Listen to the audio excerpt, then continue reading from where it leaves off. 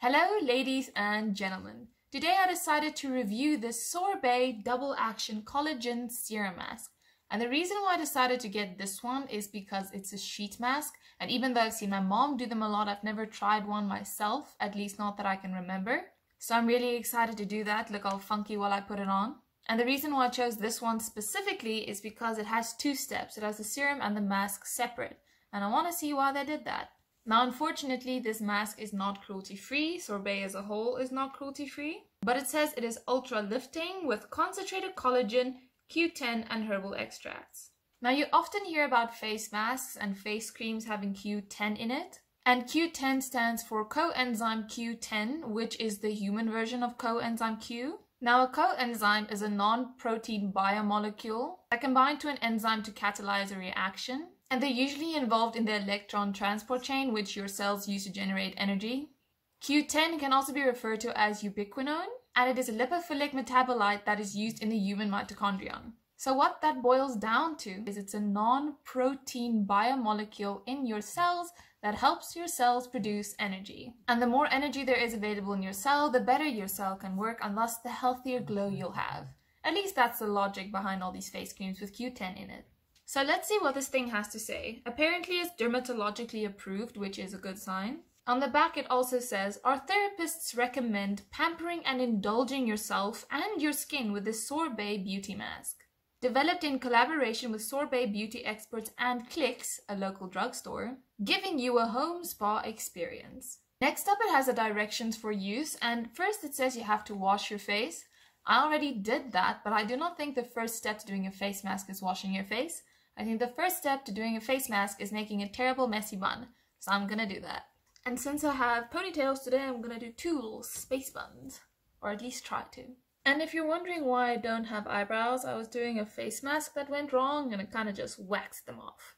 No, that's not really what happened. I shaved them and there's a video I did explaining why I did that. And you should go check it out.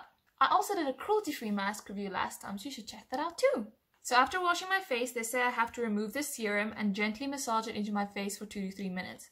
And this packet has the serum in this top part here, the seal here, and then the mask down here. So I need to somehow open this top part and get it all over my face. So this thing does have a tag here in the upper corner, and I'm just going to rip along that. It's not too hard to open, but it does have some resistance. And it says there's about 3 milliliters of serum. Ooh, and that is liquid. It smells like skincare, if that makes sense. I can't really explain what the scent is.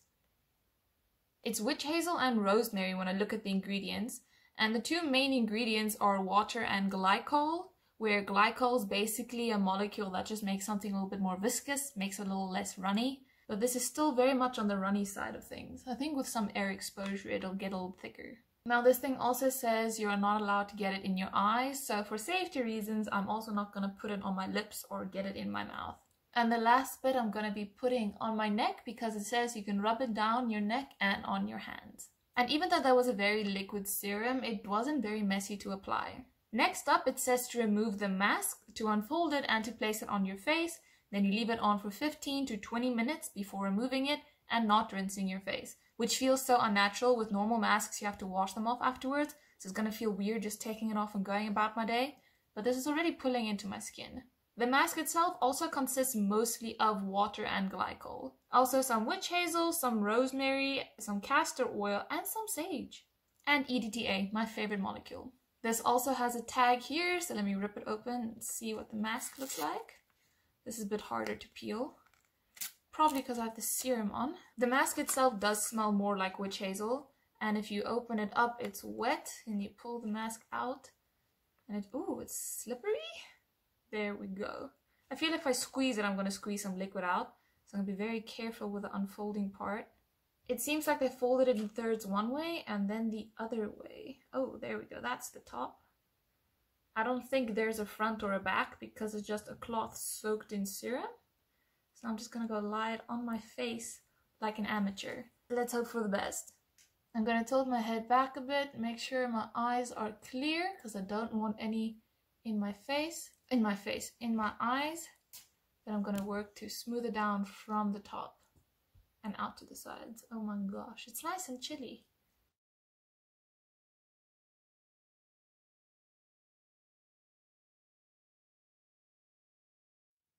You can pull it at the edges to kind of smooth it onto your whole face. Let's see if I can get it on properly onto my eyebrows and my nose and under my chin.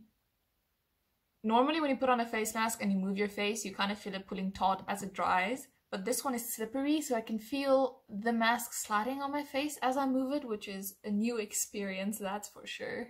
I'm going to tuck it in here under my lip to get the most skin coverage, and then I'm going to see if there's any serum left in here to just rub down my neck, as they said.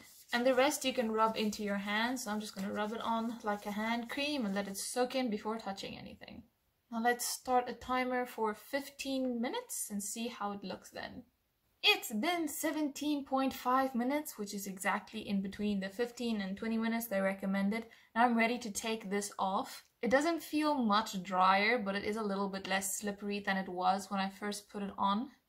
And the best piece of advice I can give you when you're doing a sheet mask is do it in a warm room, because my face is so cold right now. Oh, and it's actually nice and warm to take it off now. The mask still looks exactly the same. I guess I'm gonna stick it back in the bag and then throw the whole bag away. And now whatever serum's left on my face, ooh, there's a lot. I'm just gonna rub into my cheeks and down my neck. So now that it's all rubbed in, I am nice and shiny from the serum. I would say I do feel more hydrated because before I put the mask on, my skin was feeling all tight because I just washed my face. So it definitely did work to hydrate my skin a little bit. Can't say I necessarily feel firmer than I did before or anything like that.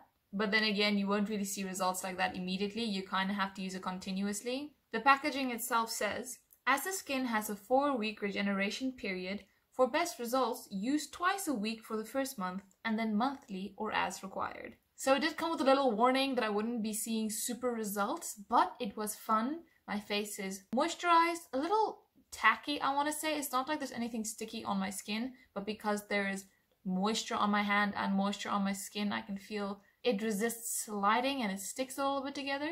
My face is also comfortably warm because it was so cold with a sheet mask on. Next time I'm putting the heater on and not just chilling in the room because the chill was real. It did get pretty cold at one point, but only where the mask was, not where I rubbed the serum down my neck. It was interesting feeling the sheet mask slide around. That's something I was very much not used to, but as it started drying out a little bit, it didn't slide around that much. Now, yes, it was a fun experience, but I wouldn't necessarily incorporate sheet masks into my face routine, but they're definitely a fun way to mix it up every now and then. Anyways, that is it for today. Let me know in the comments what your opinion is on sheet masks versus other type of masks, those ones you usually just rub on and then wash off after a while. I'd like to see which ones you guys prefer using. But then thank you so much for watching. I hope you enjoyed watching as much as I enjoyed making this, and then I'll see you again next time. Bye! What is the word? It's not, it's resisting the slide, right? But it's not sticky. It's just, you know, rubbery.